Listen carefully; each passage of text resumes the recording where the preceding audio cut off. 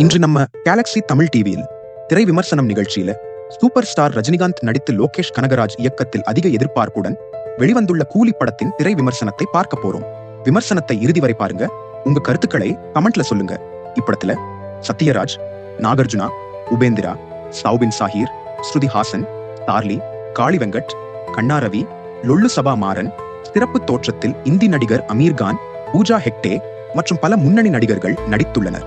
இயக்கம் லோகேஷ் கனகராஜ், ஒளிப்பதிவு கிரிஷ் கங்காதரன், எடிட்டர் பிலோமின் ராஜ், இசை அனிருத் ரவிச்சந்திரன், தயாரிப்பு சன் பிக்சர்ஸ்.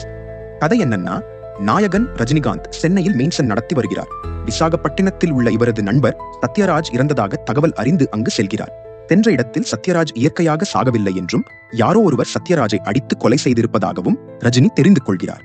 தன் நண்பனை கொலை செய்தவர்களை கண்டுபிடித்து பழிவாங்க நினைக்கிறார் ரஜினி. இறுதியில் சத்யராஜை கொலை செய்தவர்கள் யார், எதற்காக கொலை செய்தார்கள், அவர்களை ரஜினி பழிவாங்கினாரா என்பதே படத்தின் கதை. படத்தில் நாயகனாக நடித்திருக்கும் ரஜினிகாந்த் தனக்கே உரிய ஸ்டைலில் நடித்து அசத்தி இருக்கிறார்.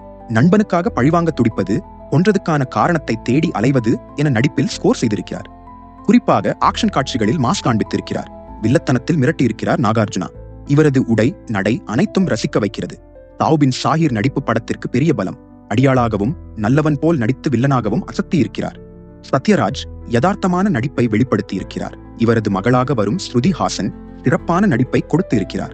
சென்டிமெண்ட் காட்சிகளில் கவனிக்க வைத்து இருக்கிறார். ஸ்டார்லி, காளி வெங்கட், கண்ணா ரவி, லொல்லு சபா மாறன், ரெபா மோனிகா, மோனிஷா பிளஸி என அனைவரும் கொடுத்த வேலையை சிறப்பாக செய்திருக்கிறார்கள். இயக்குனர் லோகேஷ் கனகராஜ் நண்பனுக்காக பழிவாங்கும் கதையை மையமாக வைத்து படத்தை இயக்கியிருக்கிறார். பார்த்து பழகி போன வழக்கமான கதையாக இருந்தாலும் திரைக்கதையில் சில சுவாரஸ்யமான விஷயங்களை தேர்ந்து ரசிக்க வைக்கிறார். ஆரம்பத்தில் மெதுவாக தொடங்கும் திரைக்கதை போக போக வேகம் எடுக்கிறது. பல கதாபாத்திரங்களின் என்ட்ரியும் அவர்களின் நடிப்பும் வியக்க வைக்கிறது. கதாபாத்திரங்களை திறமையாக கையாண்டு ரசிகர்களுக்கு விருந்து படைத்து இருக்கிறார் லோகேஷ் கனகராஜ். படத்தின் நீளத்தை சற்று குறைத்திருந்தால் படம் இன்னும் விறுவிறுப்பாக இருந்திருக்கும். அனிருத்தின் இசை படத்திற்கு பெரிய பலம். பின்னணி இசையில் மிரட்டி இருக்கிறார். பாடல்கள் அனைத்தும் மீண்டும் மீண்டும் கேட்க வைத்திருக்கிறது. கிரிஷ் கங்காதரன் ஒளிப்பதிவு பல காட்சிகளில் பிரமிக்க வைக்கிறார்.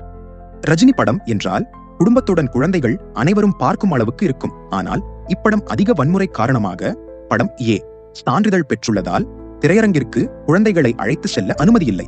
இது இப்படத்திற்கு சிறிது பின்னடைவுதான். மொத்தத்தில் கூலி ரசிகர்களுக்கு விருந்து. Good theatre experience. இந்த விமர்சனம் பிடிச்சிருந்தா லைக் பண்ணுங்க, நண்பர்களுக்கு ஷேர் பண்ணுங்க, மறக்காமல் சப்ஸ்கிரைப் செய்து நமது சேனலுக்கு ஆதரவு அளிக்குமாறு அன்புடன் கேட்டுக்கொள்கிறேன். மீண்டும் ஒரு திரை விமர்சனத்தில் சந்திக்கிறேன். நன்றி.